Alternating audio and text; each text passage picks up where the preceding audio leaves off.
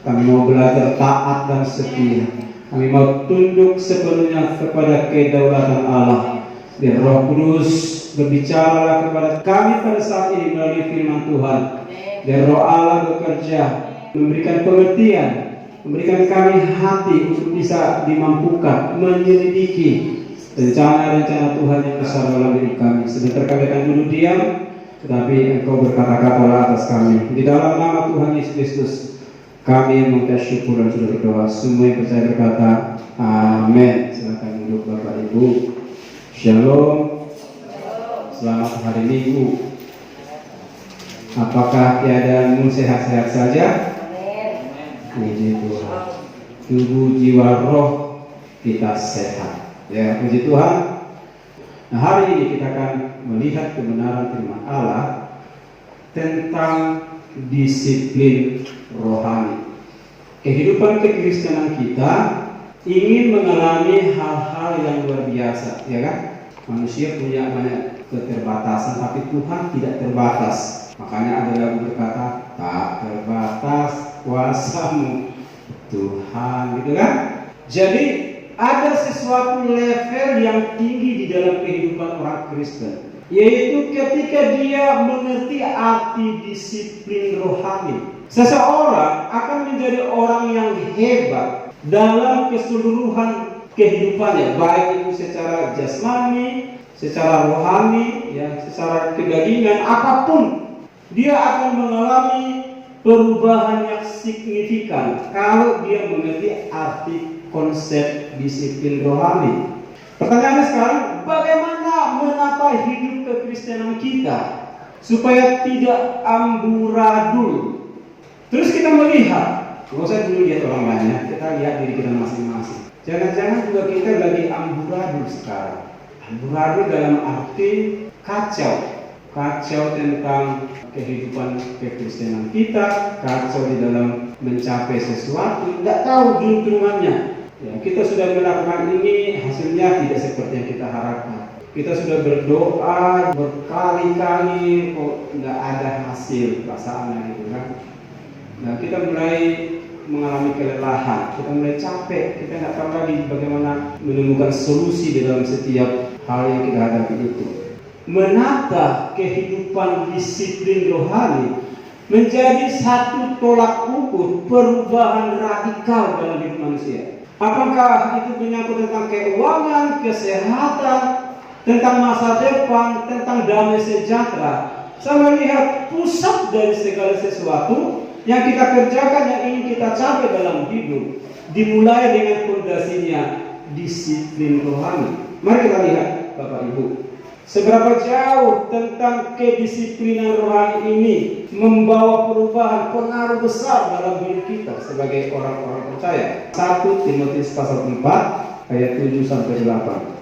Tetapi jauhilah tahayul dan dongeng nenek-nenek tua. Latihlah dirimu beribadah. Latihan badani terbatas gunanya, tetapi ibadah itu berguna dalam segala hal, karena mengandung janji baik untuk hidup ini maupun untuk hidup yang akan datang. Ada satu kalimat berkata, latihlah dirimu.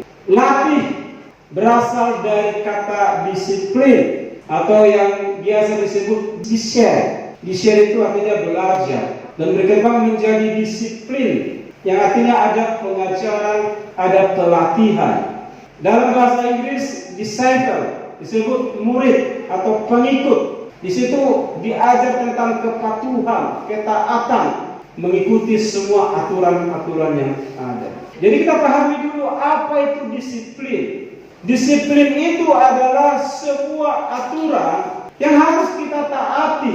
Kalau dia berbicara tentang disiplin rohani, berarti ada aturan dari Tuhan. Aturan-aturan yang dari Tuhan ini, kalau kita taati, maka ada janji Tuhan di dalamnya untuk memberkati kita. Jadi kalau diterjemahkan atau kalau dibuat sebuah kalimat, apa itu arti disiplin rohani? Disiplin rohani adalah sebuah perilaku manusia bertujuan untuk meningkatkan kualitas pertumbuhan rohani untuk mencapai kedewasaan di dalam kerohanian. Jadi disiplin rohani bukan masalah berkat yang melimpah, bukan bicara tentang mujizat, tetapi bagaimana dia membangun kualitas rohani supaya dia dewasa. Anak-anak tidak diberi kepercayaan apa-apa. Kalau misalkan mamanya putra punya mobil baru beli nih, terus dia bilang dia saking senangnya disuruh anaknya putra bawa mobil. Itu kan mobil bapak, mobil mama, mobil juga. Oke, ini kunci pakai, bawa. Bayangkan putra masih anak-anak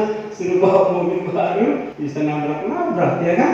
Karena kenapa? Karena belum dipercaya. Nah, kehidupan orang Kristen, kalau masih dia anak-anak rohani, kalau disebut bayi rohani, gak senang kita ya. Makanannya apa?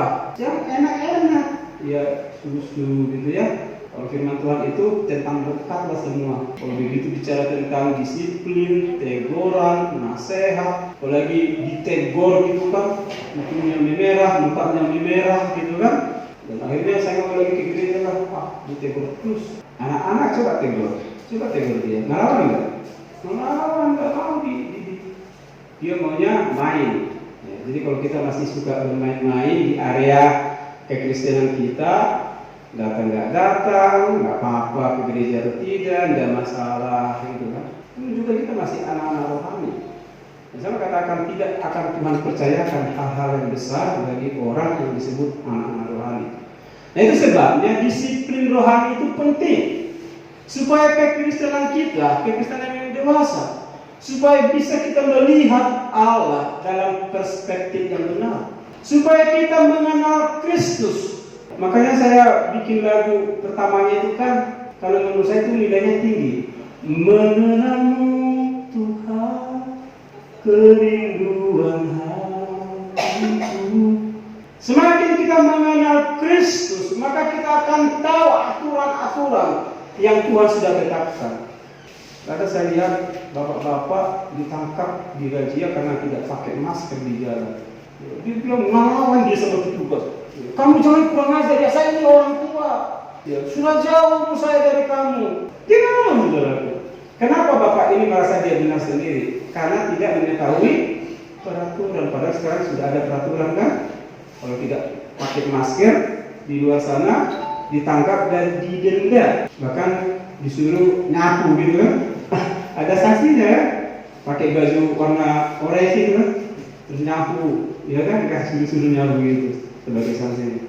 Kalau kita disiplin secara rohani, maka kita akan tahu aturan-aturan yang sudah Tuhan tetapkan dalam hidup kita, dan kita tidak melanggar aturan itu.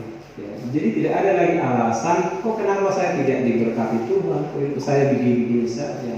Karena banyak aturan kita tidak tahu, atau mungkin kita labrak semuanya, maka kita juga kena sanksi terhadap aturan itu. Jadi disiplin, semua perilaku manusia bertujuan untuk meningkatkan kualitas pertumbuhan rohani. 2 Korintus pasal 5 ayat 17 berkata, jadi siapa yang ada di dalam Kristus, ia adalah ciptaan baru. Yang lama sudah berlalu, sesungguhnya yang baru sudah datang. Waktu kita pertama kali terima Yesus sebagai Tuhan dan Juru Selamat, maka kita berada pada sebuah garis, di mana hidup kita yang lama akan kita tinggalkan, dan kita masuk ke dalam kehidupan yang baru. Amin? Semua setuju? Amin? Dan kita bukan lagi di garis start. Kita sudah melangkah terlalu jauh untuk mengalami perubahan itu. Tetapi perubahan itu kenapa tidak menjadi perubahan yang signifikan? Kenapa perubahan itu tidak membawa perubahan yang besar dalam hidup kita? Dosa-dosa lama masih ke bawah-bawah. Sifat-sifat duniawi kita masih ke bawah-bawah. Kenapa bisa begitu? Ada orang baru bertobat, cinta Tuhan Yesusnya itu luar biasa. Ada orang sudah puluhan tahun, bahkan sepanjang hidupnya Kristen, tapi nggak ada perubahan di dalam hidupnya. Kenapa saudara? Saya mengamati cuma ada poin ini, di mana dia tidak disiplin secara rohani. Jadi bagi saya dan bagi kita semua, bicara tentang kedewasaan itu harus ditunjukkan dengan sebuah sikap, yaitu disiplin secara rohani. Nah sekarang kita akan mengerjakan ini. Manusia baru kita harus terus kita baharui. Gak bisa begitu terima Yesus langsung data yang berubah seketika seperti Superman. Manusia baru, gitu kan? Saudara bisa berkata, saya cuma baru, heran, gitu kan, hebat. Ya, nggak dosa lagi, nggak bohong lagi, nggak sakit hati lagi. Ya, kan? Itu proses, saudaraku. Nah itu sebabnya karena kita menyadari bahwa kita nggak bisa berubah dalam sekejap, perlu proses. Dalam hal mengampuni saja kita berapa lama? Bahkan mungkin sampai hari ini pun saudara belum lulus dalam hal mengampuni. Orang menyakiti hati saudara, bisa nggak berdamai dengan dia? Ya, maaf dulu bah, aku salah ya. Aku yang salah, terus kau peluk dia. Saudara jawabnya apa? Enak amat dia. Emang siapa dia? Emang kalau nggak berdamai dengan dia, saya nggak masuk surga. Kita banyak seribu alasan. Karena bicara tentang kualitas, ada perubahan. Nah, perubahan itu akan terjadi kalau kita mengikuti disiplin-disiplin rohani. Amin. Saudara akan menjadi orang yang hebat, bukan cuma di mata manusia. Saudara akan menjadi manusia yang hebat di mata Tuhan. Apa yang membuat Daud berbeda dengan pemimpin-pemimpin yang lainnya?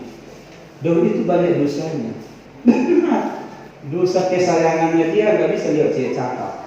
Langsung dibilang sama ajudannya, ambil itu buat saya, ya kan? So, makanya Daud bagi istrinya, apalagi Salomo. Salomo istrinya berapa?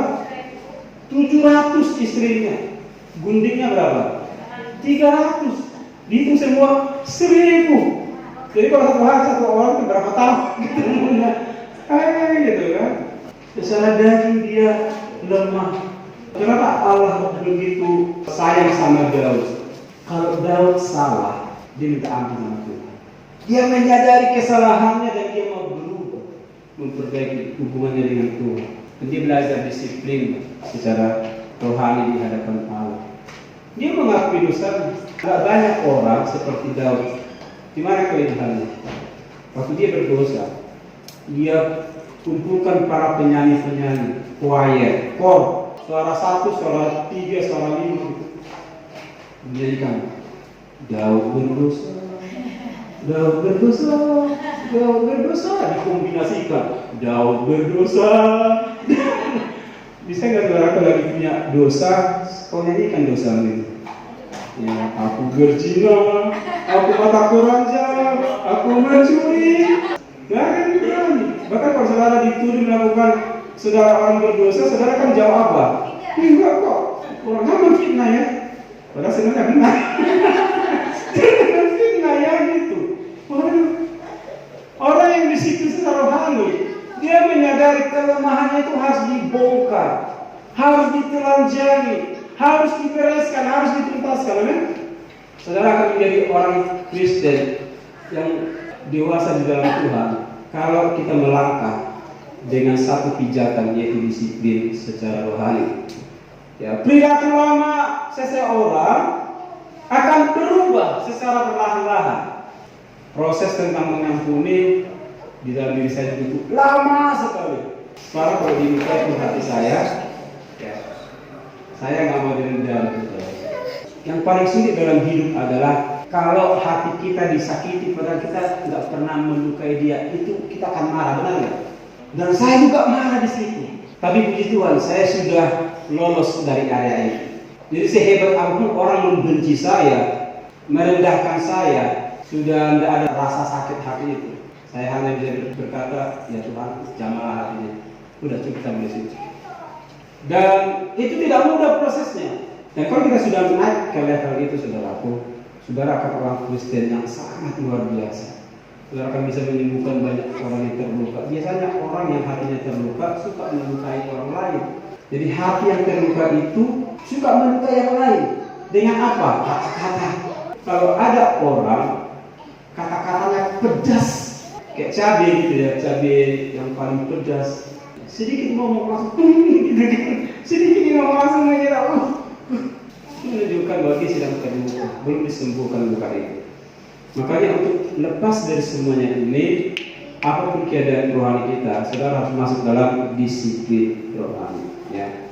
Kita nggak boleh mendustai diri kita, berkata baik-baik saja, saya sudah level rohani yang mulai naik.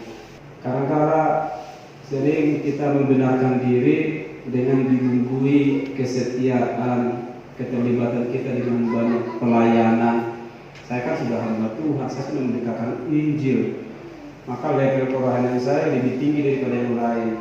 Sikap seperti ini menunjukkan bahwa kita sebenarnya ada di daerah berbahaya, daerah rawan, di mana kita akan menjadi orang yang sombong, orang yang mementingkan diri sendiri. Akhirnya kita akan jatuh terpeleset di dalam dosa. Itu sebabnya di dalam Kolose pasal 3 ayat 9 sampai 10 berkata, jangan lagi kamu saling mendustai, karena kamu telah menanggalkan manusia lama serta kelakuannya dan telah mengenakan manusia baru yang terus-menerus diperbaharui untuk memperoleh pengetahuan yang benar menurut gambar kaliknya. Jadi proses ini kan berjalan dalam hidup saudara dan saya, di mana Tuhan akan membongkar rumah duniawi kita ini. Dan cara untuk membereskan itu tidak ada cara lain selain mau masuk dalam disiplin rohani. Di dalam disiplin rohani cuma 2 poin sebenarnya, tapi yang 2 poin ini punya anak beranak. Sama seperti penjual bakso. Di dalam bakso yang gede ada bakso beranak. Di dalamnya itu ada bakso kecil-kecil. Namanya kita juga itu ya. Dia bilang ada sebuah tempat makan yang enak di sana, namanya bakso beranak. Kan orang bingung gitu, maksudnya kayak gimana, penasaran gitu kan. Ternyata di dalam bakso yang gede itu, di dalamnya ada bakso-bakso kecil, anak-anaknya gitu kan. Dan itu enak, tenang. Enak benar. Begitu dibuka, dibelah gitu kan, wah dagingnya kelihatan, wah begitu dimasukkan ke lidah, ya kan, puas rasanya. Biar rumahan tidak apa-apa, yang penting puas.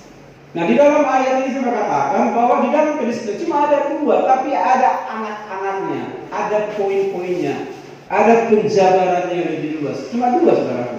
Bagaimana kita supaya disiplin rohani? Diperlukan sebuah proses. 2 hal yang harus kita lihat. Yang pertama adalah disiplin terhadap firman Allah. Disiplin terhadap firman Allah. Tapi disiplin terhadap firman Allah ini diuraikan lagi, dijabarkan lagi. Ya, pertama, apakah saudara sudah disiplin membaca Alkitab setiap hari? Angkat tangan. Setiap hari lah. Angkat tangan. Ada ya? Yang lainnya kadang-kadang kalau lagi nggak sibuk, ya. Sebenarnya kita selalu punya alasan loh. Saya lagi sibuk banget, nggak sempat, ya kan? Kayak gitu orang hebat, ya. Terlalu banyak bisnisnya sampai nggak sempat baca Alkitab. Ya. Alasan itu klasik, saudara. Tidak perlu bikin alasan. Kalau mau minta maaf aja sama Tuhan, ampun Tuhan, udah beres. Ya kan saya memperbaiki, akan coba lagi. Ya. Membaca Alkitab secara rutin itu baik. Amin. Cara mengasihi Tuhan, cintai firman-Nya. Firman-Nya ada di mana? Di Alkitab. Kalau ada kau bermimpi Tuhan berkata kepada saya begini-begini, itu juga dipertanyakan, itu firman Tuhan atau tidak. Tapi kalau Alkitab dari perjanjian lama sampai perjanjian baru, itu pasti sudah firman Allah. Amin.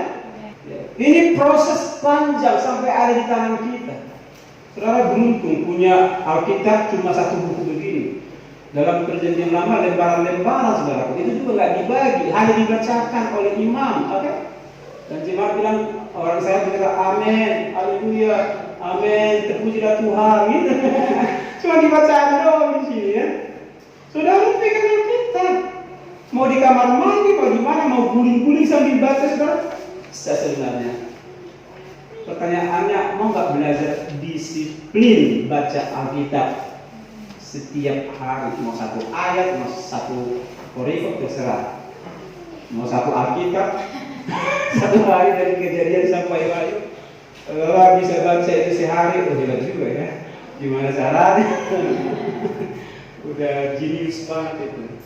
Ini mah 1 ayat, 1 ayat dikunyah, dirasa, dinikmati. Saudara, apa binatang yang memamah biak? Memamah biak itu apa? Lembu ya?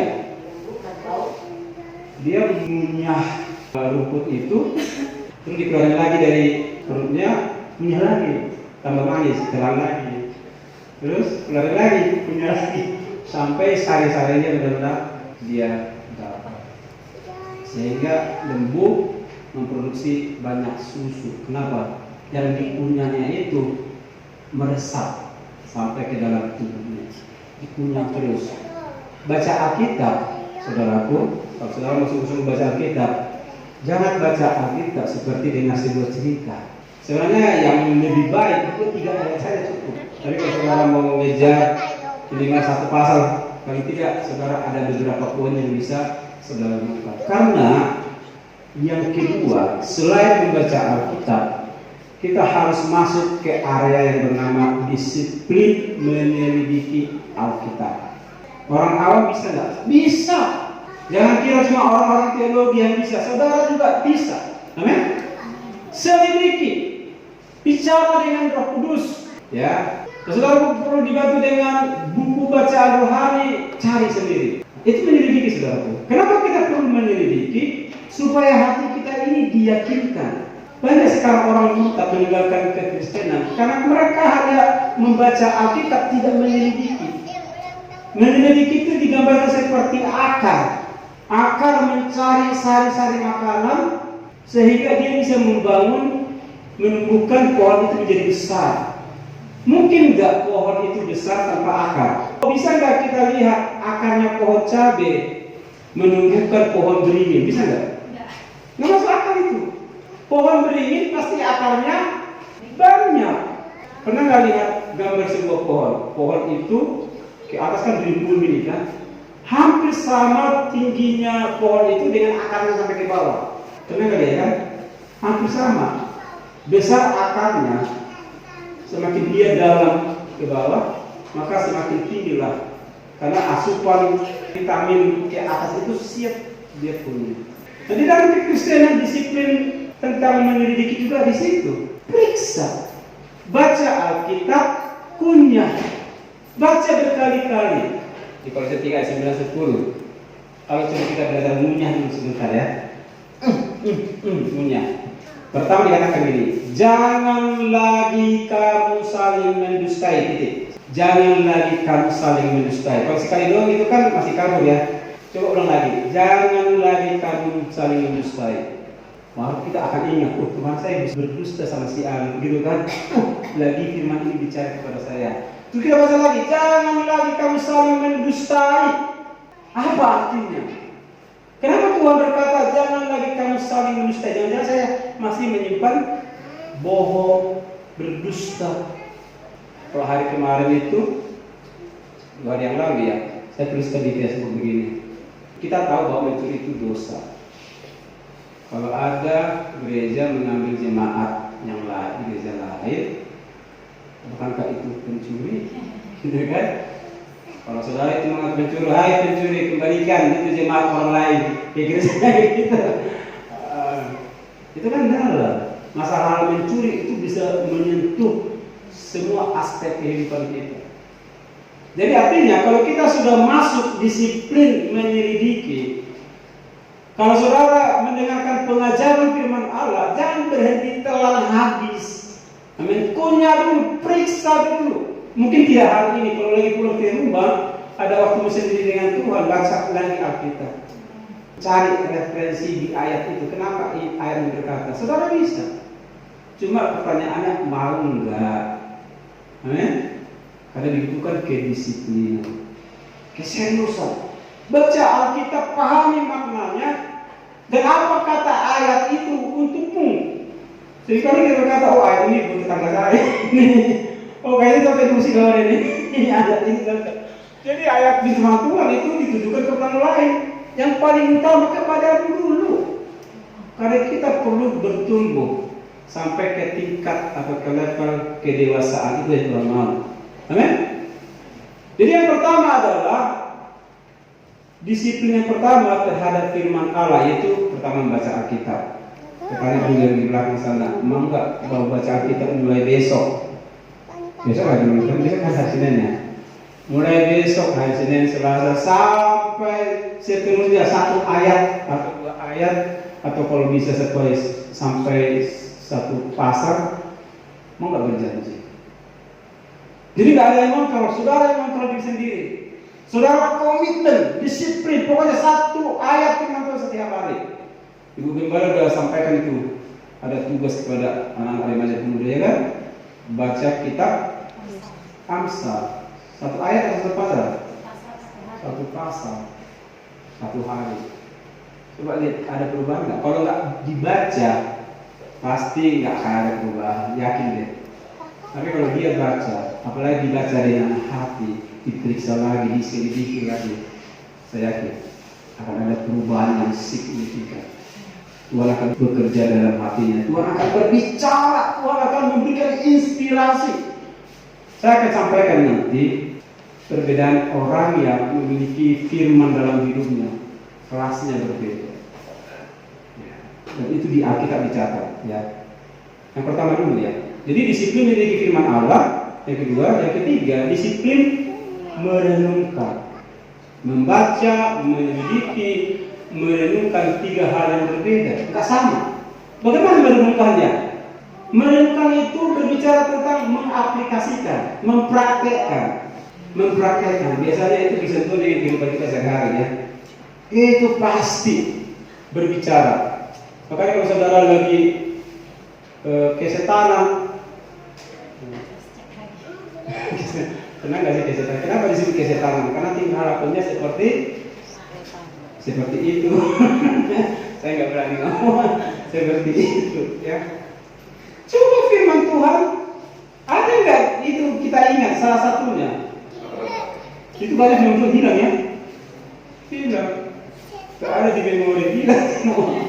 Yang ada keganasan kita. Nah itu sebabnya membaca, tapi juga merenungkan. Tuhan itu tahu kelemahan kita. Tuhan tahu ketidaksempurnaan kita. Tapi Tuhan sangat respect terhadap orang yang mau belajar. Disiplin itu identik belajar. Amin. Selalu ingin memperbaiki. Nah ada yang sempurna. Jangan gara-gara tidak ada yang sempurna, ada kita tidak belajar. Kita tetap juga namanya juga tidak sempurna. Ya udah gini aja. Kayak dosa tetap ada dosa terus, gitu kan? Brengsek tetap brengsek aja hidup kita, ya. Seperti Megawati dalam amburadul ada terus. Tuhan mau hidup saudara mengalami kualitas secara rohani. Amin. Kenapa? Karena saudara adalah anak-anak Tuhan. Ada hak-hak istimewa yang Tuhan beri kepada orang-orang yang sungguh-sungguh kepada Tuhan. Dan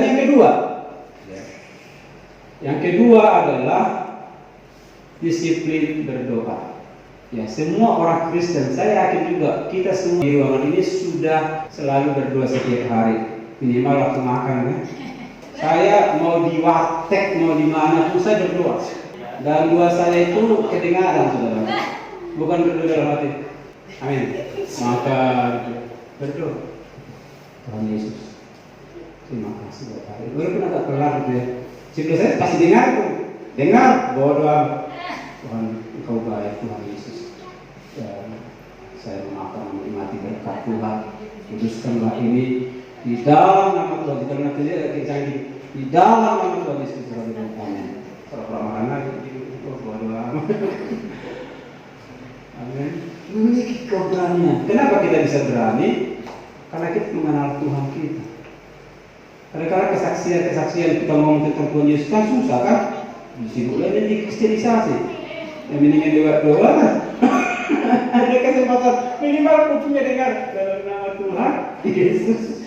Didengar masuk gitu, ya. Kalau nggak nyantol urusan dia itu. Dengar, pernah dia dengar nama Tuhan Yesus Kristus. Haleluya. Itu baik, ya. Jadi kita akan masuk ke dalam keadaan yang lebih tinggi di dalam doa, disebut disiplin doa, ya. Doa adalah media komunikasi yang Tuhan sediakan bagi kita. Lewat doa kita bisa ngomong sama Tuhan. Lewat doa kita bisa curhat. Kalau kita ini ibu-ibu suka curhat sama teman-temannya, kan? Itu lagi susah keadaan kita. Belum lagi bapaknya anak-anak, ya kan? Belum lagi anak-anak, belum lagi ibu, semua dicurhatin gitu, ya. Kalau temannya curhat ini masih baik, disimpan itu, kan.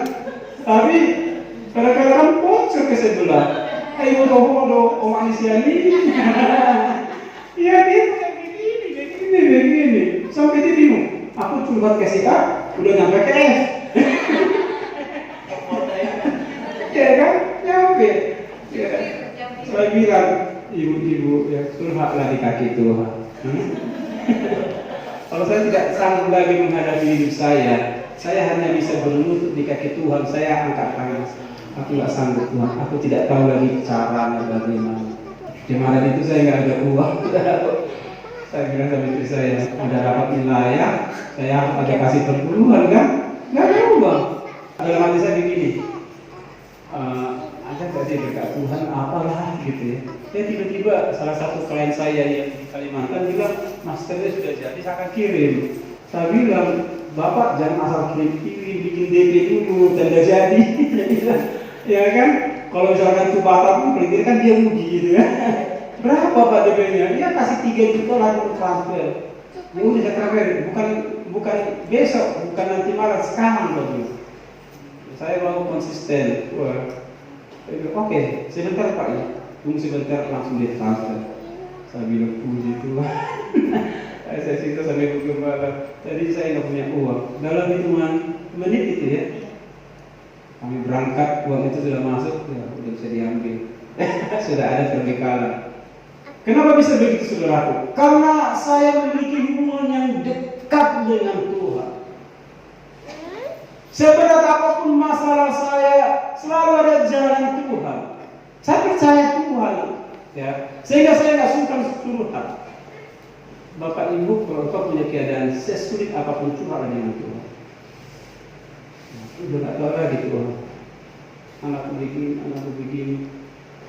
Tuhan, aku tahu Kau kuasa. Kau sanggup mengadakan yang tidak ada menjadi ada. Kalau level iman saudara ada di tingkat itu, saudara tidak akan pernah kecewa dengan Tuhan. Ya? Kau akan kagum. Saya kadang bilang begini, kenapa lah Tuhan izinkan kami susah-susah kali hari ini? Apakah Tuhan tidak sanggup memberkati saya berlimpah? Tidak sanggup. Tapi Tuhan izinkan itu buat saya secara pribadi, supaya di dalam pengenalan saya akan firman Allah itu sinkron dengan kekuasaan Allah. Saya mengenal firman itu sama halnya saya mengenal Allah. Yohanes pasal 1 ayat 1 itu kan, pada mulanya adalah firman itu bersama-sama dengan Allah, firman itu adalah Allah. Ini kan tulisan, tapi rena dari tulisan ini adalah kehadiran Allah. Bisa nggak saudara bisa merasakan kehadiran Allah waktu baca dan taat kepada firman Tuhan ini? Nah, di dalam doa, saudara memiliki hubungan berkomunikasi dengan Allah. Apapun, ya, entah saudara lagi disakiti orang, kenapa menangis dari Tuhan? Nggak enak Tuhan. Aku berbuat baik sama dia, tapi dia menusuk dari belakang Tuhan. Berkati dia, jamah hatinya supaya dia meninggalkan hidupnya yang salah itu. Itu doanya. Karena doanya bunuhlah dia Tuhan. Masalah menghubungan itu haknya Tuhan. Tuhan juga punya inisiatif. Doa kita beri dia kesempatan untuk bertobat. Karena dalam kekristenan itu adalah kasih, ya? Kalau ditampar kiri-kiri, kasih di kanan. Itu kualitas kita. Banyak orang sekarang bertobat, lihat Yesus, dia datang. Mengapa kau menganiaya aku? Siapakah Tuhan? Aku Yesus yang kau aniaya. Gerejaku kau bakar. Ikut aku. Jadi Kristen kan. Banyak sekarang kalau orang apa itu kan akhirnya terima Yesus. Kenapa saudara? Karena dia mengenal Tuhan. Jangan sampai nanti ayat yang berkata yang terdahulu menjadi terkemudian. Orang yang baru bertobat, dia lebih luar biasa cintanya kepada Tuhan. Kita yang sudah lama Kristen, ada mayem, ya kan? Panas nggak panas, dingin nggak dingin, nggak ada berkat, nggak ada gairah gitu. Hati saya itu bergairah untuk Tuhan. Saya melayani Tuhan dengan kapasitas saya. Lewat apa? Lewat pelayanan media sosial. Apakah itu YouTuber, kan? Ya, saya menemukan banyak orang-orang yang rendah hati, yang luar biasa, teman-teman YouTuber, ya, yang sama-sama berbangun. Saya belajar banyak dari mereka. Khotbah-khotbah mereka itu luar biasa. Saya banyak belajar. Saudaraku, mari kita lihat ya, doa kita kepada Allah. Berdoalah kita kepada Allah dengan satu kerinduan, di mana saudara semakin lebih dekat dengan Tuhan. Rindukan perubahan. Hubungan seseorang dekat dengan Tuhan pasti akan berdampak di dalam karakter, sifat, tingkah laku, perkataan, perbuatan. Semakin Anda lebih rendah hati atau tidak, itu akan terlihat kedalaman cinta saudara kepada Tuhan. Semakin saudara cinta Tuhan, saudara akan menjadi orang Kristen yang tidak sama lagi cara berpikirnya dengan cara-cara dunia ini. Itu yang saya lihat. Jadi doa adalah jembatan. Kita akan melihat Daniel itu memiliki doa yang luar biasa dengan Tuhan. Dia orang hebat, anak muda yang hebat. Tetapi saya soroti tentang bagaimana dia berdoa, ya. Kita lihat dulu Daniel pasal 6 ayat 10 sampai 11. Demi didengar Daniel bahwa surat perintah itu telah dibuat, pergilah ia ke rumahnya. Dalam kamar atasnya ada tingkap-tingkap yang terbuka ke arah Yerusalem.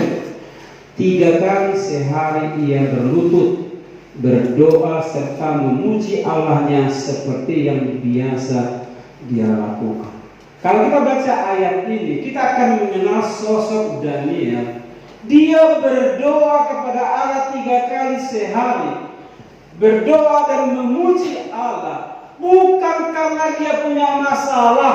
Ya, di sini memang dia punya masalah, tapi seperti biasa yang dia lakukan. Masalah ada, tidak ada masalah, atau sudah punya masalah besar, tetap dia berdoa. Itu yang disebut namanya disiplin berdoa.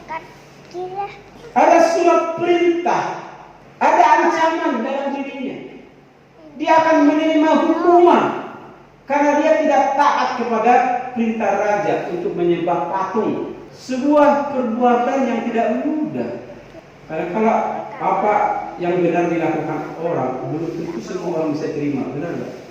Saudara sudah benar di mata Tuhan, di mata orang lain saudara bisa salah nggak? Bisa dipahami salah. Tetapi Daniel ini seorang pribadi yang sangat disiplin dalam doa kepada Tuhan. 3 kali sehari. Kita berdoa 3 kali sehari. Belum pernah ya? Sekali aja masih banyak absen ya. Banyak absen merah gitu kan. Kalau kita lagi ke pergumulan, itu juga pergumulan yang sudah berbahaya itu kan. Tolonglah Tuhan, Engkau besar, kuasa-Mu besar, tolonglah saya. Saudara harus bisa berdoa ketika saudara juga tidak ada masalah, atau ketika saudara lagi diberkati Tuhan. Karena orang sudah diberkati Tuhan lupa ya. Jalan-jalan dulu lah, jalan dulu. Bosan apa? Ya, boleh jalan-jalan, tapi jangan bikin hari Minggu atau jalan-jalannya selesai ibadah dulu lah. Amin. Nomor 1 dulu Tuhan. Habis itu baru jalan-jalan. Mau berenang kemana gitu kan? Nomor 1, number 1, tidak ada yang bisa menggantikan itu. Lalu orang itu bergegas masuk, saya bacakan selanjutnya tadi. 3 kali sehari berlutut berdoa serta memuji Allahnya seperti yang biasa dilakukannya. Lalu orang-orang itu bergegas-gegas masuk dan mendapati Daniel sedang berdoa dan bermohon kepada Allah. Disiplin dalam doa. Saya juga sedang melakukan diri saya disiplin dalam doa. Kami kalau doa itu hari Senin sampai Sabtu pasti doa. Tapi kadang-kadang kalau hari Minggu nggak sempat lagi berdoa. Istri saya bilang, kan nanti kita juga berdoa. Kan nanti kita baca Alkitab dengan khotbah. Iya ada benar juga. Sehingga kami suka loss itu pagi-pagi. Tapi karena saya tadi menyiapkan khotbah, saya harus berdoa.